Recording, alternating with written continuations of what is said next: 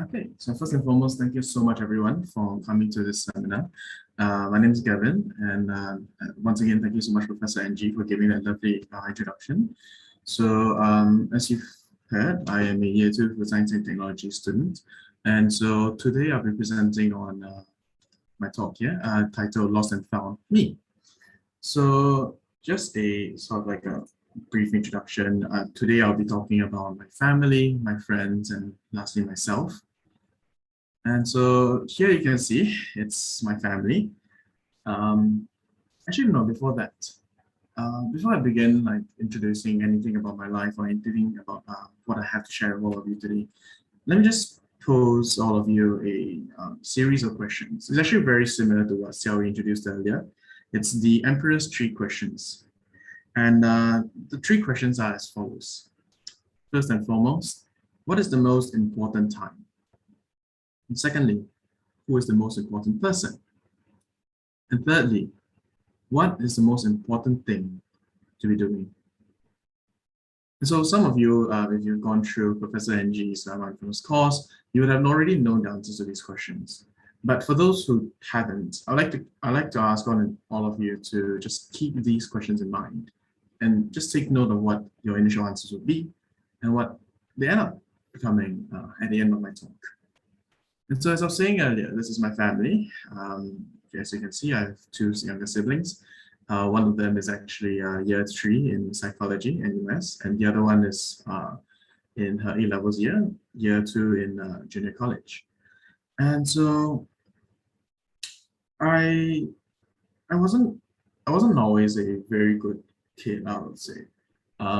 Back when I was in primary school, even in nursery through kindergarten, through secondary school, throughout most of my schooling years, actually, I was a bit of a, how would you say?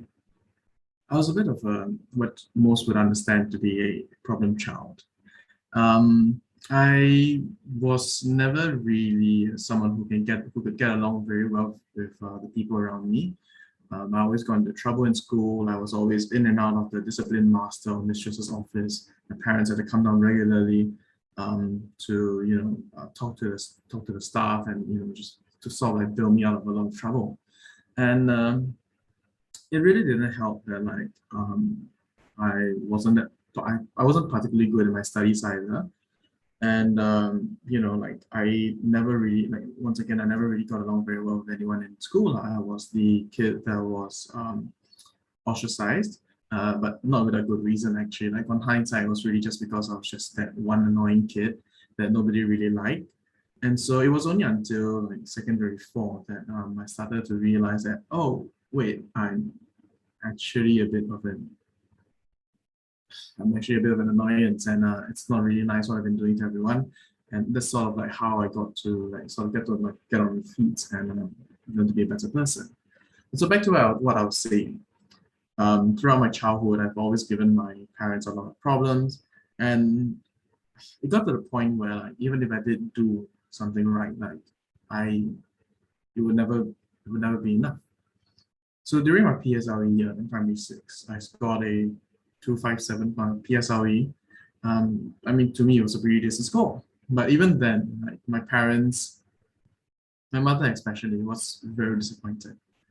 She scolded me for saying that, oh, why did you only get 257? Because at that point in time, I really wanted to get into, or rather, my parents really wanted me to get into Raffles Institution.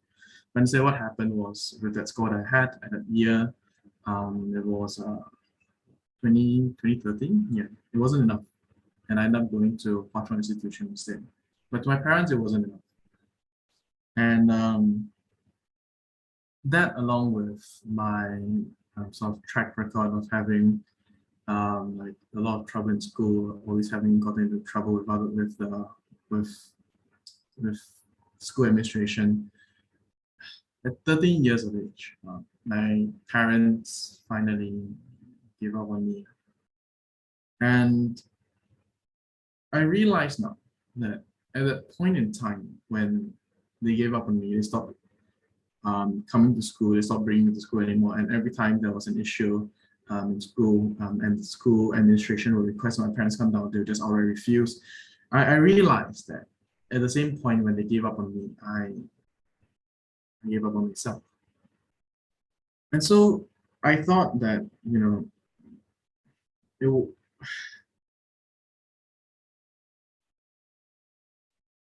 I thought that there really wasn't much of a point in like what I was doing, and I just didn't understand.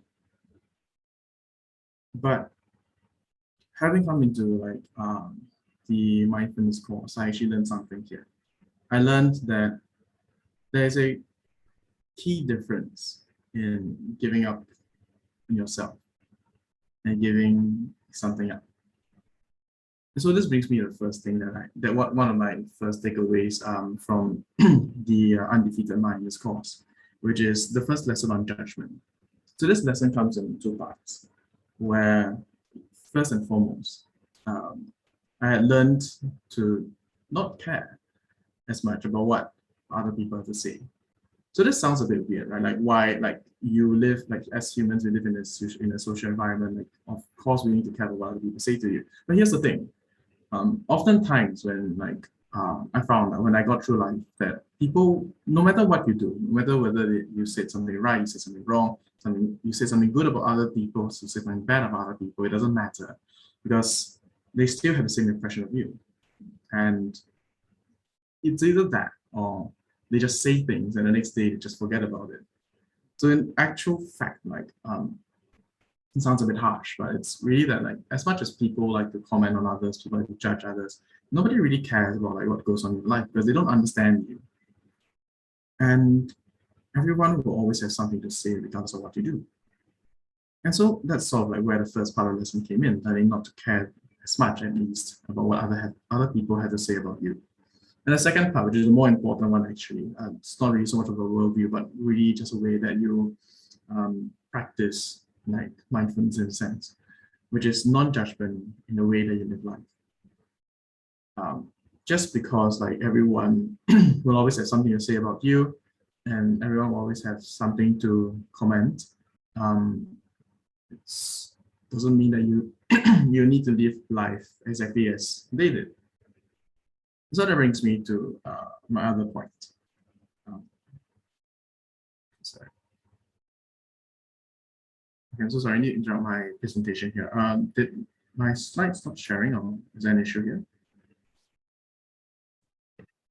Gavin, just put it back up because Okay, is this fine? you need to do the share first. Oh, okay, so sorry about that.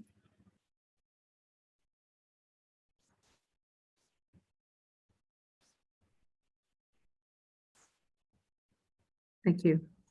Okay, this is working now. I mean, most of the part was just me talking, so it didn't really matter. Okay, so back to what I was saying earlier. I'll be moving on to the second part, which is for my friends. So as you can see here, this was a picture of me and my friends back in junior college. This was taken, I believe, in junior college one, the first year of junior college. And so you see here that there is, there's 8 of us. They were all really close friends of mine. Back then in my school, in my class, we didn't really have that many guys actually. It was just 8 of us in a population of 24 students actually. And so if you notice, like there's this guy that's like kneeling on the floor, holding a pole, like just looking all serious and stuff. Right? This is just us like posing for like a class photo back then. The boy that's like kneeling on the floor, his name's Jerry. So Jerry was a really close friend of mine. I knew him back in high school, and like in the new environment where you you don't really know anyone and you're sort of like lost and afraid. You don't know like what to do, and you're just trying to figure out like your way in a new social situation. It always helps to have someone that you're familiar with, someone that acts as an anchor even for you. Um, and so Jerry was that anchor for me. He was the first friend I had in junior college, and it was because of him. Like he was always that person that I could always come back to after like a long day of socializing with people, get to know new people. He was that person that I could always just hang out, chill, and go and have lunch with, and I was always really comfortable with him. But nearing the end of junior college, to the year 2 of junior college, he started drifting apart. He started having his own views towards school administration, started having his own views to his life in general, and we never really like communicated as deeply as we used to do. And so this kind of happened throughout junior college too. And while me and the rest of my friends graduated, he had to repeat a year. And so from then we sort of like lost contact. Me and the rest of my friends went on to serve our national service, and Jerry remained behind in junior college. And so on the 30th of August, 2018, I received a message from a friend. His name is Josiah. It's the guy in the blue shirt over here that you see. He just sent me like out of the blue. This was at 6 a.m. I just woke up. I was just heading to work. He just sent me a video link. And I was like, wait, what's this? I opened it up, and it linked to a video that was made by Jerry. It was more or less what you would understand to be a suicide note. Just talked about how he's had it with the world and he doesn't see another way out. He just hopes everyone around him will be happy. So at that point, I was really stunned. I really didn't know what would happen. I tried messaging him. I tried calling him. I used every single one of my like avenues to try and contact him. And so later that evening, I received a WhatsApp message from my then form teacher, and she informed me that Jerry had jumped, and he was in the hospital now. And she asked me whether I knew anything about it, and I just told her that there was this video. That was it. I tried my best to contact him, and nothing came out of it. And so the following day, I received another message from my form teacher, and she informed me that Jerry had passed away in the hospital, succumbed to his injuries, and he had passed on. And so the point of this story, actually, like, it's not really like just a sob story in a sense. Like, there's the main reason why I'm sharing all of this is because there's a lesson that I learned in the mindfulness module that Professor Angie had hosted for us. Is that you never know when the next time you see someone might be the last, and it really like brings home the point, which Professor Angie was trying to teach us, which is to be present and to be mindful. And so this brings me to my second point, and my second like major takeaway from the module, which is the idea of interpersonal mindfulness. And one of the main things that sort of like really stuck with me was the idea of listening to understand and not to reply. For two reasons, actually. So first and foremost, like this is an aspect of interpersonal mindfulness. The whole idea of like being present, being mindful was really important to me. And it was something that sort of like resonated with me during the module itself. The second thing that like, second reason why like, this particular statement was so powerful was because there's a time like when I was just going out with my family, and back earlier as I was mentioning, I was never really close to my parents, and this was exactly the same for my siblings. The two sisters of mine, although our ages were fairly similar, like I was never really that close with them, and especially so for the youngest sister, the one who's currently still in junior college. And it was very interesting because on this car ride, like when we were going out, I was just sharing. I don't know what the reason was. Like we're just talking about her school life, and for some reason or another, the conversation sort of deviated to like what I learned in the most recent lesson I had then with Professor Angie during the Undefeated Mind module, which is exactly this statement: the idea of listening to understand and not to reply. Because back then I was speaking to my sister about her social life, about how to handle people and why, like, what does it mean to like really connect with someone. And so when I shared this statement, she said something to me that was really jarring actually. And she said that that was the first time I sounded like an older brother. And so that sort of, I mean, it wasn't really surprising to be honest. Like, as I mentioned earlier, I never really had a very close relationship with my siblings. But the moment she said that, it really struck a chord in me. It made me understand that, oh, this is how far that we become estranged. And it's very interesting that it would be this statement that would bring the relation that bit closer, like bring us that bit closer. And so to sort of like round up like what I have to say, what I have to share today, I'm just going to show you. I'm just going to end off with a bit of about myself. So as you can see, this is myself. There's a picture that my father took while we were out eating. I don't know why he decided to do that, but I think what I like to do is sort of just bring everything back to what the point of this talk was: lost and found me. I talked about how throughout my life, I've always gone through several experiences. That it's never been a very easy one, where I was estranged from my parents, my family, and I lost a very dear friend of mine, even in my sort of later years in education. And I will say that I think what really allowed me to find myself again. I wouldn't tell you that like, this undefeated mind module was a magical cure, like just over one semester, all of a sudden I managed to mend my relationship with my parents. I managed to start acting like an older brother again. I got my friend back. It doesn't happen like that. But instead, what I'm going to say is that what this module had done for me was it allowed me to recenter myself. And if you want to put it in the context of this talk, it allowed me to find myself again. It allowed me to understand that just because with my parents back then, just because they had given up on me, doesn't mean I needed to give up on myself. It taught me how to prioritize and how to understand again what people had to say about me and how I interacted with other people. And so that sort of allowed me to begin that first step in mending the relationship again with my parents.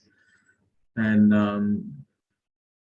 I think that was during the module itself. There was actually this activity. It was a gratitude exercise where all of the students were required to write a letter of gratitude and give it to our parents. At first, when this exercise came around, I was just like, "What is this?" It just seemed very cheesy, very almost useless to me. But I put my head down and I started writing. And during the writing process, it actually forced me to really reconsider what it is that I have to be grateful for with my parents. Because oftentimes, I think this is something that's a bit commonplace with Asian families, that it's not very easy for us to as parent and child to communicate our feelings, be it through words or through text. It's very rare that you have a parent-child relationship where you're extremely open with your feelings. Because there's always that difference in understanding and perceptions towards the world. But this particular exercise, because we were left to our own devices, we were allowed to write a letter as we wished, it really forced me to reconsider what it is I had to be grateful for. And I think the most impact that I felt throughout this letter was when I actually gave it to my parents. My mother, being the more emotionally in touch one, had a little talk with me, both of us cried it out, and we ended it with a better understanding of one another. And we managed to establish a lot of different misconceptions, actually just clear up the air in essence. And with my father, while he wasn't really kind to talk about his feelings either, neither was I. We, for once, we just shared a really emotional hug, which was very rare for him, considering how he wasn't really the kind to share physical contact. And so that was sort of how the module in itself allowed me to start the mending process and anything else. And when it came to my friends, sure enough, it's not as though this module is a genie that could grant wishes, it's not as though I could bring my friend back. But what it did for me was to remind me that life is fleeting. And it allowed me to recenter myself, refocus myself, and sort of reestablish the understanding that the people around me, the people that I care for, are precious. And so is the time that I have with them. And so to end off the talk I have for all of you today, I'd like to give all of you guys a quote. This is a quote by Sean Stephenson, a renowned American therapist and this quote was honestly shared like during the module itself. I'm not going to steal like Professor Ng's thunder, but it was something that really stuck with me as well. And the quote goes as such: "Never believe in predictions that do not empower you." And so you might be wondering, now why am I sharing this quote after everything that I've shared so far? I think the reason why like I've sort of like picked this out and I wanted to share it with all of you is because it serves as a very like timely reminder that that also ties in very well with the first lesson that I mentioned earlier, which is the idea of non-judgment. Non-judgment not only towards others, but also towards yourself. In a world that's already as pragmatic as it is, it wouldn't do if you yourself, the one person that will always be there for you, doesn't believe in yourself. And so this sort of ties in very nicely as well with the first three questions that I posed to all of you. Remember, it's three questions. What is the most important time? Who is the most important person? And what is the most important thing to be doing? And so the answers to these questions are as follows. First thing, who is the most important person? What is the most important time, which is the present, it is the now. Second question, who is the most important person? It is the person you're with. The third question, what is the most important thing to be doing? And the answer is to care. And so you might think that, it just means that, I should be mindful when I'm spending time with others. That's true. That's exactly what like interpersonal mindfulness is about. When you're with someone, you don't spend time like looking at your phone. You spend that particular time with the person you're with. But beyond that, what these answers do to me at the very least, like told me, is what you should be doing when you're with yourself. When you're alone, what is the most important time? It's the now. You are there by yourself at that point in time. Who's the most important person at that point? The person you're with. And who's there with you? It's you. It's yourself. What's the most important thing to be doing then? Is to care. And at that point, is to care for yourself. And so with that, I think I can end off my speech here. I hope that whatever I've shared today was at the very least insightful, or I wouldn't say it's meant to be a very educational, in the end it's just a sharing by me. But I hope that all of you had something to take away from this talk. With that, thank you so much.